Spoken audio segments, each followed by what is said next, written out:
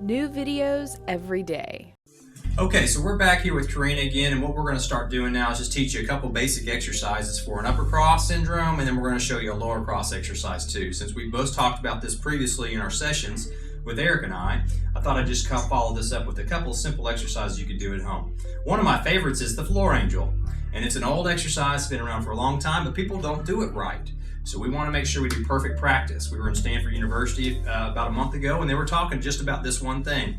Don't let your clients walk away from your clinic doing things wrong. So that's why I'm here to help Karina do this perfect.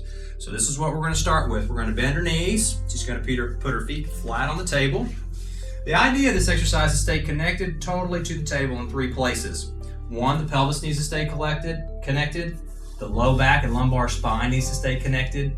And also the back of the occiput, the greater occipital protuberance, which is the bony part of the back of your head here, needs to stay flat on the table. So she'll actually be a little bit in a chin tuck, which we know in an upper cross syndrome, the head and the eyes usually cock back to level themselves when we're head forward posture. So that's what we're working on here. She's going to put her arms out like this. So she's in external rotation at the arms, which is difficult for a lot of people because they don't have mobility in the thoracic spine to do this without the rib cage moving. A lot of times we see this, the rib cage move with the arms, and that's what we do not want. We want separate movement of the arms and the rib cage. That's good mobility in the T-spine. So what I'm going to have her do, and I'm going to be the cuer, and you're not going to have a cuer at home, but that's okay. You can imagine what it would be like to stay flat against this table. And as she slides her arms up and down the table, she's going to be pressing them into the floor or into the table. So she's pushing back with her arms as she's reaching over her head, and she has to fire the core to stay connected to the table. So let's try that. You ready? So go ahead and reach those arms up. I'm going to cue her here to see if her rib cage is coming up. And I like to cue her here at the arms too, to have her push against me to make sure she's pushing down toward the floor. Remember, this is also working posterior chain postural muscles right here. So we're getting a strengthening benefit from this too. Not only core, flexibility in the chest, thorax, but also strengthen the posterior chain, rotator cuff, posterior rotator cuff, lower shoulder stabilizers, the whole gamut. So here she goes back and forth. Let's go ahead and move. I'm going to just cue her here. Make sure you're pushing down here. Make sure you're pushing down here. It gets really hard when you reach over your head, doesn't it? So here she does this a few times. Bring your elbows down a little bit lower. She's doing real good. The core's firing. I don't see any movement in the rib cage. And I would have your clients do this probably 10 to 15 times 2 sets. All right, so let's show another real basic exercise here. If you want to make this one harder real quick, you can just have them drop their legs. Well, what does that do? Well, if they're tight in their hips, it's going to make this sway back want to come out, isn't it?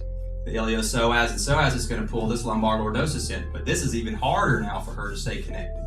So that's a progression. So you can start with the knees bent, legs straight, and then you can even go to a wall, which is even harder because now I'm in gravity. So I'm having to really stay back against gravity and push against the wall and keep my core and low back against the wall as I slide up and down. You'll find this to be really difficult, and not a lot of people can put their hands against the wall. Remember, we're separating rib cage and arm movement for the upper cross syndrome. Okay, so now we'll go into low back. I know that's a real big flyby, but hang with me. Low back exercise, we're going to bend those legs again.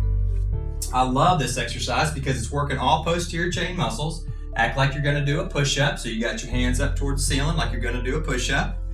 And we're just going to do a real simple butt lift, but what we do that's special about this is as we come into extension, we tuck the tail and we press the elbows into the table, okay? So we're firing all the back muscles again, posterior chain, erectors, glutes, hamstrings, and we're getting a stretch in the hips in the front. Can you see how that would work? So here we go. Let's go ahead and have you lift your butt up real high, come up off the table. Now right here is the critical point where she's got to tuck the tail, squeeze your cheeks, push into the table. She's pushing into that table really hard. She's going to hold that for about 5 seconds. 4, 3, I like to cue here to see if she's firing those glutes, and down to the table and relax. Good. Let's do it again. She's going to come up, she's going to press, keep the knees apart. In Pilates, a lot of times they'll put a ball in here and you can squeeze a ball. That's really good. I like that one too, or you can put a band around the knees and pull out, pull apart.